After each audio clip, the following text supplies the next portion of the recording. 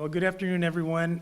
It's good to be here with you guys today. I'm really grateful for the opportunity to be here today at the Museum of South Texas History here in Edinburgh, Texas. And as Mr. Guajardo said, I'm here to kind of share with you what my experience was in putting together Tejano Experience. And thank you very much for that kind introduction, by the way. So I'm going to talk a little bit about why I came up with this idea to write this book, and also the procedures I went through to get it published. I've never done this before, so I'm basically an amateur at that, but I'm going to just share with you what my experience was, and hopefully to encourage others to write about their own family histories. He's pretty much gone over the bio. My brother actually attended that school too, so we were all went to that academy, West Coast. So we have some pretty strong ties to the RGV here. Personal interests, I think at the top of the list for everybody is spending time with family. Obviously, that's one of the most fun things that there is to do. I live for those moments when we can be together and spend time and have adventures together. We like to travel. We've been blessed enough to travel a few places in the world, and that's always a great experience as well. Kind of makes you appreciate home even more when you're able to see other parts of the world. I like playing guitar a little bit. I'm not going to be making any recordings anytime soon, so don't get worried about that. But I do like to dabble with guitar. I find it to be therapeutic and a creative outlet. I do like to read. I don't get to read as much as I like to, but whenever time permits, I like to read about history in particular. I like to read all kinds of things, but history has always been something that fascinated me. And also, of course, as you know, I like genealogy. And it was really these last two interests that were the foundation for what culminated in the result today, the book that I'm presenting to you guys. So just a couple disclaimers here. I am a licensed optometrist in the state of Texas, so if you have some eye health issues that I can help you with, I'll be happy to do that. If you're not seeing very well, glasses and contacts is my thing. That's my comfort zone. That's what I do for a living. But I want to make very clear to you, no pun intended, that I am not a professional author. I've never received training in, journalism or writing or anything like that. I'm not a professional genealogist, so I don't have all the answers to how to go about the right way to find all of your family's history. And I'm definitely not an author either, or historian rather, forgive me. I'm not a historian. I'm not a scholar in history, just a fan of it and like to read history as much as I get a chance. And I should also add there, I'm not a public speaker either. So if this is a little rough, bear with me. I'll try to get through this as smoothly as possible. And so how did this book come to be?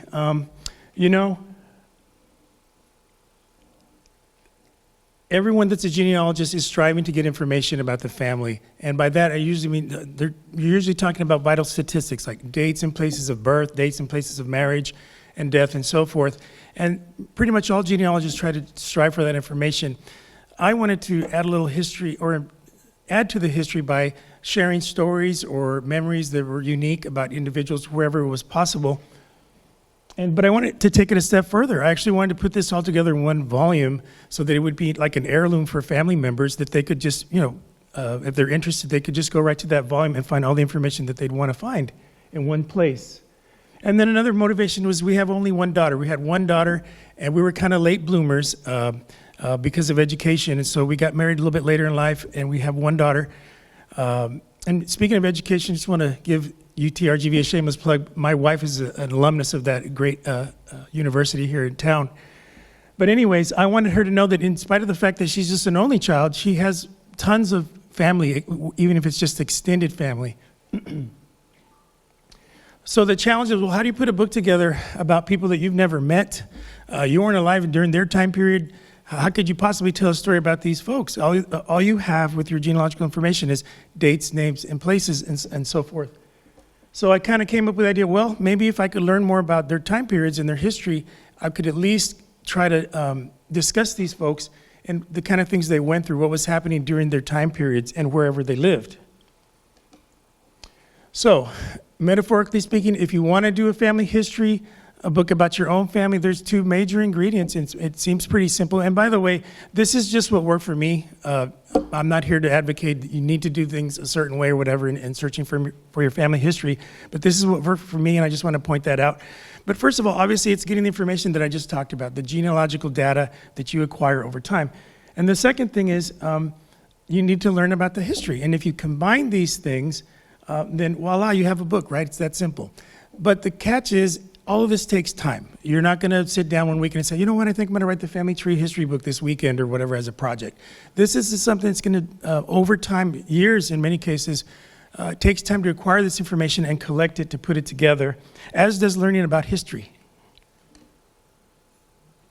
So let's talk about that first ingredient a little bit. Around the age of 12 or so, like Mr. Wahadla was saying, that's when I kind of became interested in genealogy, because I was always fascinated how many second cousins I would meet.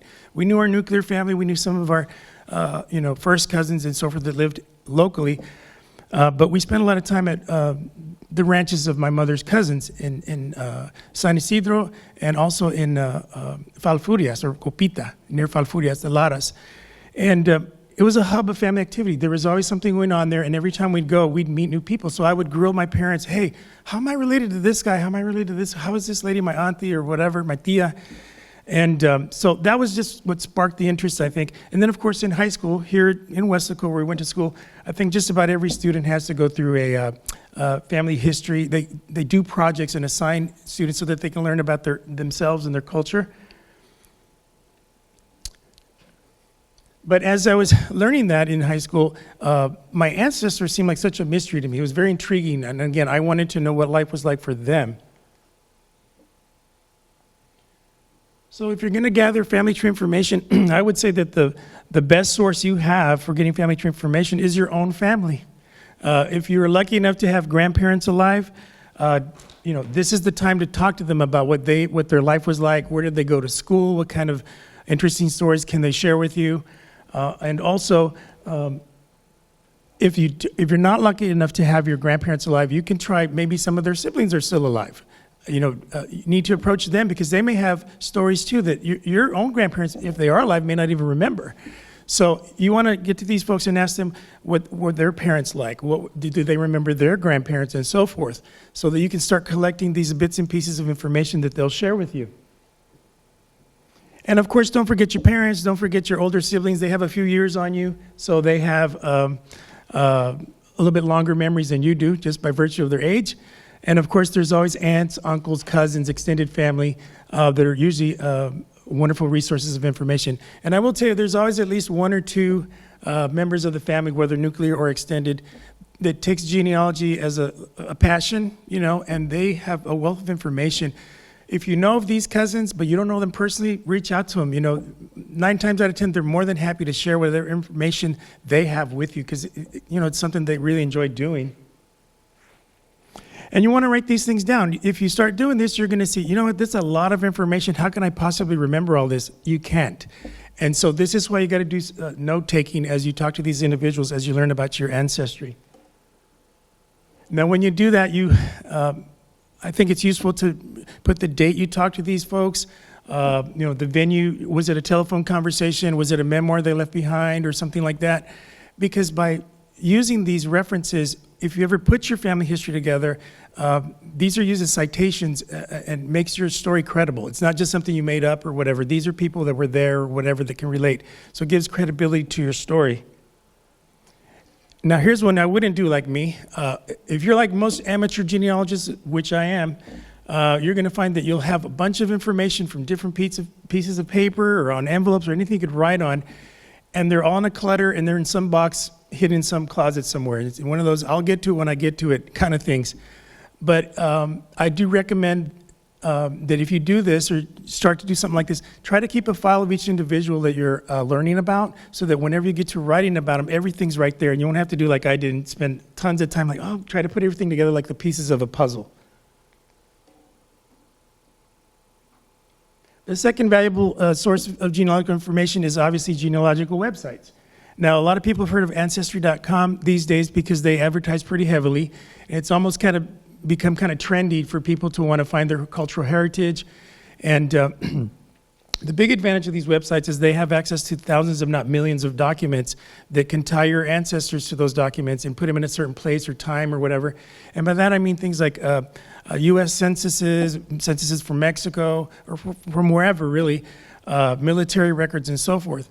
And so when you have access to this information, most of these documents are actually scanned. So you have an image of that information.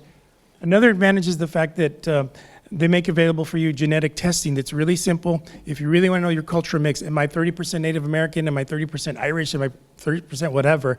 And it's pretty reliable information based on DNA that will tell you where your ancestry comes from. So that's kind of cool too. Also, these websites have other people that are on there too, and many of them will share their family tree information. And that's really neat because you might connect with somebody that you're related to in part of the branches of your tree. And if you get in touch with these folks, either through the website or if they have contact information, that's a great way to learn about your family as well. Just a word of caution though, when you find other people that are working on mutual branches of the tree, you want to make sure that you verify that their information is actually legit. In other words, is there documentation to back up these people? Because when I first got into that, I'd see somebody who said, oh, jackpot, I got everything right here. I don't even have to look anymore. But many times, they're just sharing with each other. And, again, if you want to make it a legitimate piece of your own personal history, you want to make sure there's something to back or corroborate their information with your mutual ancestors. And then the third valuable source is social media. Social media's changed for everybody. Just about everybody's on social media now. And you hear stories about people that have reconnected with maybe biological parents if they were adopted or whatever. And through their searches on social media, they've been able to reconnect with these long-lost cousins or relatives. So that's a good way to investigate whether some of the people that are on there are related to you. And what I did, I sent out feelers through the inbox. I think it's proper etiquette to try to reach them privately, not publicly if you do this. And I probably sent about 20 feelers out to people, and I probably got 3 or 4 responses back. But that's okay, because they were very helpful, and they were excited about family tree information, so they were more than willing to share that with me. Just remember, you miss 100% of the shots you don't take, so if you don't try, you're not going to connect with anybody. Another thing about social media is that there are groups on there that are actually formed for genealogical clubs, if you will. There's a great one here in the Valley. I think it's Moises Garza. If you're not a part of this, I would try to get a part of this. It's on Facebook. It's called We Are Cousins, Somos Primos. And it's a great resource because a lot of people like to share their family tree information there. And many people do connect to those various groups. Now, let's talk a little bit about that second ingredient. How do you learn about the history? Well, when I was younger, when we were living in Alice, we had all of 3 TV channels to look at, all out of Corpus Christi. We listened to a lot of radio and watched TV a lot. While we weren't really necessarily interested about the history of South Texas, we were aware that history was taking place in Texas in the sense of American pop culture. And if you take a look at this slide here, many of you will recognize some of these folks here, some of which are from the Valley. Everybody knows Tom Landry, for example, or some of these comedians or artists. They're from the Rio Grande Valley and elsewhere in Texas. And so we were aware that these people, hey, they're from our neck of the woods. It kind of gave you a sense of pride to be Tejano, And but we weren't really aware about the actual history of Texas to the people that were before them. What about their ancestors and so forth? So it was about when I was an undergrad that I became keenly aware of the fact that, I grew up in South Texas. However, I don't recall having learned a whole lot about South Texas history per se. And in my career, my chosen profession was healthcare. I had to take a lot of science courses by default. That was part of the curriculum. And so when I took classes like Western Civilization, which most people might have found boring, I found it fascinating and refreshing. Here's a lecture up here telling me the story of humanity, basically. And so I was intrigued by that. And in particular, when I finally had a chance to choose an elective, I chose a class that was called The History of Mexico. And if you've never read The History of Mexico, I really recommend it. It's a fascinating history. But what impressed me the most was this was a class that was taught by an Anglo professor named Delmer Ross.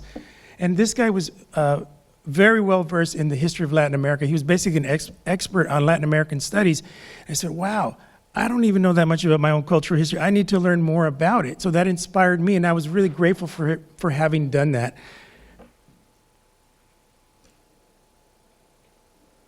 So I began to search for books about Texas history and in our neck of the woods, South Texas, south of San Antonio, and there wasn't hardly anything. I had to search libraries, and I came with 3 books, many books, well, not many, but several books that were kind of inspirational, but I want to mention at least 3 here that I highly recommend if you've never read these books. The first book is Tejano Empire by Andres Tijerina, and this is a book that's full of details of the daily life of our Tejano ancestors that lived here. What kind of foods were they eating? What kind of cultural fiestas did they have or whatever? How did they deal with Native Americans when they were defending their land and so forth? So that's a really great book. I really highly recommend that if you've not read it, excuse me. The second book I recommend is Tejano Legacy. That's by a gentleman by the name of Armando C. Alonso. And that goes into more detail about the rancheros and the ranchers of South Texas, who were really the original settlers here in this area.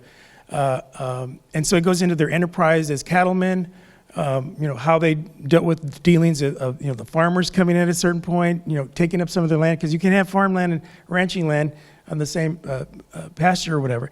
The other book that I recommend, it's called Anglos and Mexicans in the Making of Texas by David Motegano. Now, this is a no-holds-barred book that talks about the struggles between the Tejano culture and the Anglo culture as they came together trying to vie for land holdings in South Texas as we know it today.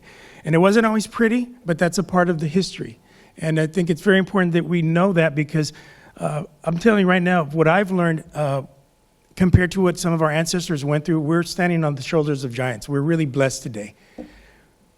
And then I can't leave this slide without mentioning a self-publication by a gentleman named Homero Vera. Mr. Vera lives in Fremont, Texas, in Jim Wells County. He's got ranch land in Duval County. And this is a guy that took upon himself the task of putting up together publication periodically about, again, Tejano history. He took stories from old-timers in Texas, old rancheros, and tried to make a collection in his publication called El Mesteño. He also put together lots of recipes and stuff from South Texas, because he wanted to preserve, he was very proud of his heritage, and he wanted to preserve that, because just like me, he knew that there wasn't a whole lot out there. In other words, if we want to write our history, we're going to have to, do that on our own. And a shameless plug for Mr. Vera, he was recently featured on a PBS special called Truly Texas Mexican, and I recommend that too, by the way. I think that's on Amazon. And it's a documentary about the food of South Texas and the origins of the food in South Texas. And, and it also has some history as a part of it as well. So I recommend if you get a chance to see that. So when I was reading these books and others like it, and I came to the realization that, I remember the Alamo. Who doesn't remember the Alamo, right? But what about the rest of South Texas? Can we remember that too? What happened down here south of San Antonio?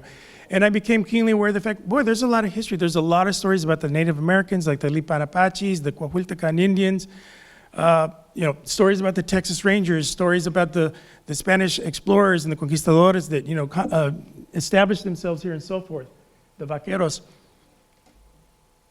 And there's a lot of historical figures that maybe a lot of people don't know about. I had a chance to visit a couple of other places here in the valley since I'm down here and spoke to some historians. And they're almost kind of sad how a lot of the Latino kids don't really know much of this history. And that's something I wish would change, because every one of these figures, whether you were for them or against them, had some dealings in South Texas at some point. And the chances are that your ancestry either crossed paths with them, or if nothing else, were affected by their policies and the things they did in history to change the course of history right here in South Texas. And also I just want to mention, when I was a kid, my parents bought a set of world encyclopedias. And I was fascinated because there's not a lot to do in Alice, or see for that matter. I'll tell you that right now. All due respect to Alice. Love Alice, my hometown. But at the end of the day, this was a window of opportunity for me to look at what else is going on in the world. And it was very fascinating. Well, these days, it's called Wikipedia. And it's online, and it's basically free. And anything you want to learn about is online at your fingertips. A couple of clicks, and the next thing you know, you have information about history or anything that you'd like to know about. So if you want to write a family history, that is a great source to get information, and I use it heavily. The other thing is, the Texas State Historical Association also has a website which is in particular, obviously caters to Texas history. Now, I just want to point out to anybody that's listening online, if your heritage is from Alaska, you need to learn about Alaskan history. Wherever you're from or your culture is from, without knowing that, you can't really have an idea of what your ancestors went through. So you've got all these two ingredients. I'm ready to put this together. What do I do now? Well, in my case, I just delved in there. I just started typing on the computer and tried to couple together the information I had based on genealogical research and also the history to kind of make a story of it. And what worked for me was I went back to the oldest ancestor that I had in my information and tried to put that together. And then I did that with each subsequent descendant of that ancestor in a chronological manner. And I would recommend, if you want to work on a family tree history book, please save your work, because it's a lot of work. And I remember I saved my USB, my external memory stick there, like it was the house keys or the car keys. I always knew where it was at all times because I did not want to lose all that work. I saved it on the hard drive, and every couple of months or so, I would actually back it up on yet another hard drive, USB. Now, I just want to give you one example of someone that's in this book. This gentleman here, his name is Enrique Garza, and he was a paternal cousin of my mother's, and he was from Falfurrias. I knew three things about Enrique. Enrique served in World War II in the European theater. I knew the date that he was killed, and a couple other things from genealogical data. But what I wanted to know was what was like for him in the military, since he lost his life in Germany. And so I Google searched two things. One was I Google searched battles that Americans were involved with on the date that he was killed in action, and I Googled things about his military, his branch in the military, their division, their company, and so forth. And in doing so, I came across a book that I never would have found otherwise, and it's called the 84th Infantry Division in the Battle of Germany. Now, this is a book that was written by Lieutenant Theodore Draper, and he was with the company and served with them as the chronicler of their history in World War II. And so anyways, this particular company went all the way to the Battle of the Bulge. And the book covers from the moment these guys were trained stateside in boot camp, when they landed in Normandy, not on D-Day, but subsequent to that, they landed in Normandy, and their trek up through Germany, up to the Battle of the Bulge. Now, Enrique himself did not make it to the Battle of the Bulge. He was involved in a battle called Operation Clipper as they made their way up there. But thanks to this lieutenant that chronicled it, you're able to get an idea of what life was like for Enrique and his cohorts, his fellow soldiers, when they passed away, and even beyond that. And as a matter of fact, Enrique is listed in that book in the back as a memoriam to the casualties that the Americans lost in every one of those battles. So if you put it together and that's good enough for you, you got a little history here. Maybe you just want to make copies of that and share it with your loved ones. Maybe a few people are interested, maybe no one else is. But again, I wanted to put it in a book form that could be kind of a family heirloom, if you will.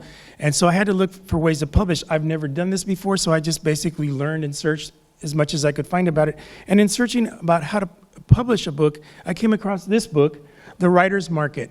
And this is a good book that lists every publisher in the United States, and it's kept up every year so that it's current, and it has good contact information, where to send it to, their address, their website, or whatever, and also has even contact names, people you want to get in touch with if you're interested in publishing through these publishers. But what I found the most helpful was that they categorize publishing companies based on genre. And that's important because let's say you're writing a science fiction novel. The last thing you want to do is send it to a romance novel publisher. It's an automatic rejection waiting to happen. We don't do that. So it kind of narrowed down for me potential publishers that I thought might be interested in this work. And by that, the ones I felt I had the most chance of maybe getting published with were the University of Texas Press in Austin, University of North Texas Press, Texas Christian University Press, Texas A&M University Press. Now, what do all these presses have in common? They're part of the university system. And that makes sense because universities are, after all, in the business of educating the public. They want people to learn about history or culture or a variety of other things. And so I thought I had a pretty good shot with these guys. However, the more I researched, I found that they will, in fact, take a few unknown authors like me and publish their work. But it's very kind of far and few in between, is my understanding. And it takes a good long time to publish if they, in fact, accept your manuscript and they want to publish it. I've been working on this book for 5.5 years, on and off. And I kind of just wanted to get it done. And so I thought, well, let me think twice about that first. And I just decided, well, I'll look into it later. But another thing I need to point out is that in general, these university presses cater a little bit more to tenured professors. And that makes sense too, because these are, after all, experts in history or whatever their field of study is. And again, since they're in the business of educating the public, they want work that is written by actual scholars that can back up everything they say, and that's great. So I took it a step further, and I got in touch with a couple of smaller publishers. One is Borderland Books in San Antonio, and the other is New Santander Press, right here in Edinburgh, I believe. And I spoke to the gentlemen that run these publishing companies, And, they were really upfront when they said, Robert, the amount of manuscript you have, the number of pictures you want to put in this book, you might be better off going the print on demand route. And I didn't really know what that was, but I took note of it and made mental note of it. But I still kept looking. And so I looked at actual publishers that just do genealogy.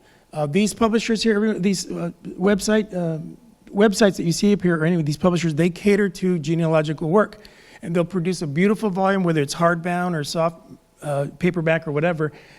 And the only thing is that this is more of like a sort of a retail publisher. In other words, you're going to pay almost what you'd pay retail to them because they are just offering this service. They're not going to edit.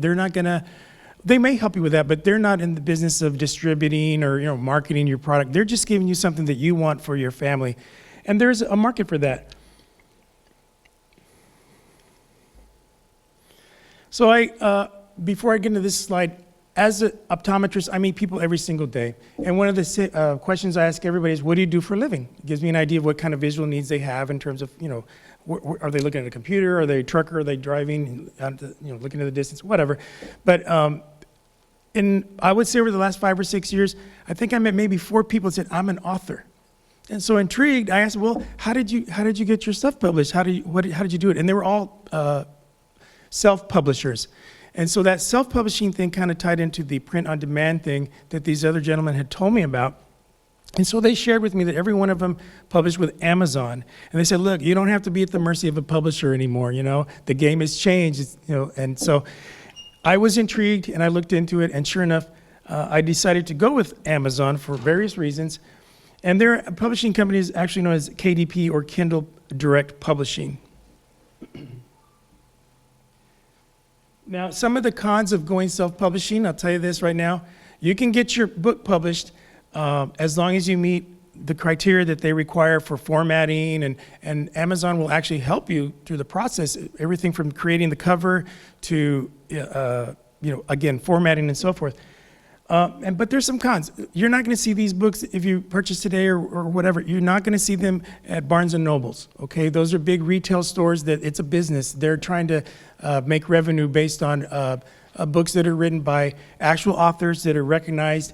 And again, if you get published by a legitimate, old school publishing company, the publishing company is only doing it because they think they're going to make money too. It's a business.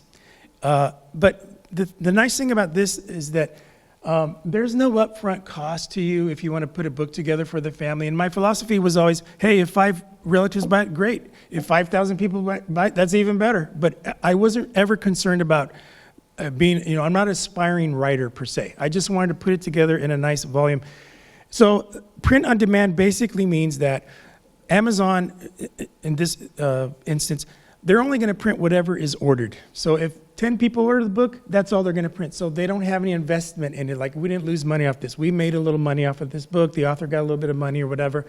And also, depending on the size of your book, just, if you do something like this, they want to know, depending on the size and so forth, there's a certain threshold where you must charge something. Otherwise, they're not making money. Do you understand? So, you try to keep the cost as low as you can. But anyways, so that's the route I chose. Having said that, my books won't be at Barnes & Noble necessarily. My books are on the internet, and most people these days shop on the internet. I don't know about you guys, but I've bought a lot of things on Amazon, especially during the pandemic. A lot of people bought things through Amazon. So my tiny little book has just as much exposure around the world on the internet as does the books at Barnes & Noble, if not more. And so, and another helpful thing is that since it's such a small genre, Tejano history, hopefully there's people that are interested in that will actually Google search that, and the book will show up. So it has its own advantages too. And another thing I just want to say is that, if I can do this, anybody can do this. So, it's not as hard as you might think it might be. And just a couple of last thoughts. I originally did this it was a labor of love for the family. My original idea was just to share it with those that were interested in this family history stuff. But it's been a really fun process for me. I've got to meet a lot of nice people along the way, including cousins I never would have met otherwise that helped me, and nice people like Mr. Guajardo and the staff here at the museum, which have been very helpful as well. And it was my small way of making a contribution. You know, I don't foresee, I was telling Mr. Ohio, I don't foresee in my lifetime any textbooks written about South Texas history anytime in the near future, unfortunately. So if we want to tell our story, we just have to do it ourselves, basically, until otherwise. And so I just felt like it was something that was worthwhile, not just for the family, but others that might be interested in South Texas history. And again, if I can do it, anybody can do it. Now, there's going to be a little bit of a portion for question and answers, I think, for a few minutes. But before we get into that, I just want to make sure that I formally thank the Museum of South Texas History for hosting this event and for inviting me to be here with them. If you have not visited the Museum of South Texas History and you're in South Texas, shame on you. You need to visit this museum. There's a lot of very interesting things here to see. And if you're visiting from outside of South Texas, take an hour or two to just stop by and check out what we have. You will learn more in a couple hours here than you will ever be taught in a lifetime, probably. So I really recommend it. And in particular, I want to thank Renee Ballesteros for being so obliging and helpful with this process, and Lynn Beeching, who isn't here today, I believe, but she was very helpful as well. And also you for showing up. Thank you so much for being here. And anybody that's listening on the recorded session, it's a pleasure to be here with you guys. And I wish you all a happy, prosperous, and healthy New Year. So with that,